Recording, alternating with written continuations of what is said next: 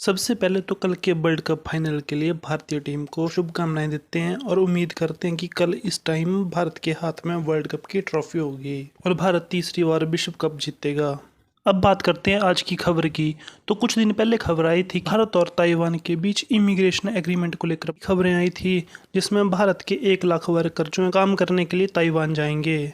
इसका भारत पर बहुत ज़्यादा फर्क नहीं पड़ता, क्योंकि भारत को सिर्फ इस बात का फायदा होता है कि भारत के विदेशी मुद्रा भंडार में कुछ मिलियन डॉलर जमा हो जाते हैं। इससे ज़्यादा भारत को कोई खास फर्क नहीं पड़ने वाला था, लेकिन ताइवान के लिए बहुत ज़रूरी था, क्योंकि ताइवान में वर्कर्स शॉर्टेज चल रही है। भारत की लेबर सस्ती होगी, जिससे ताइवान की कंपनियों को भी फायदा होना था।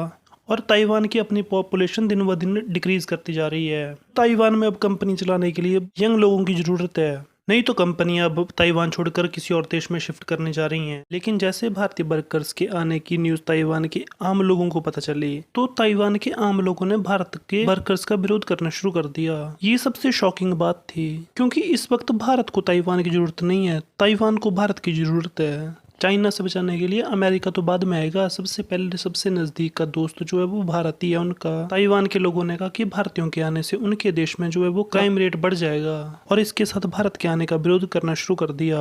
और विरोध इतना बढ़ गया कि ताइवान की सरकार को आकर सफाई देनी पड़ी। और उससे भी हैरान करने वाला स्टांस जो है वो ताइवान की सरकार का था। ताइवान के लेबर मिनिस्टर ने अपने मुंह से खुद कहा था कि वो 1 लाख लोगों को ताइवान में काम करने के लिए बुलाएंगे, लेकिन विरोध के बाद ताइवान के मिनिस्टर ने ये कह दिया कि ये फेक न्यूज़ है और हमें नहीं पता ये न्यूज़ किसने फैलाई है। मतलब सीधा सीधा इतना बड़ा झूठ बोल दिया। उनका कहना था कि हम भारतीयों के साथ ऐसा कोई एग्रीमेंट नहीं कर रहे हैं।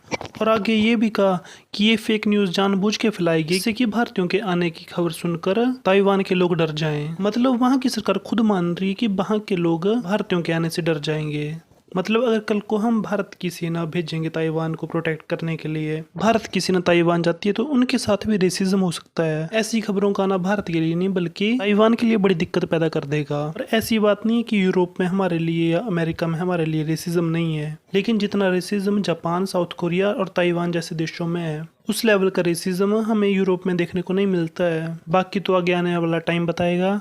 आई होप आपको ये वीडियो अच्छा लगा होगा। वीडियो देखने के लिए धन्यवाद।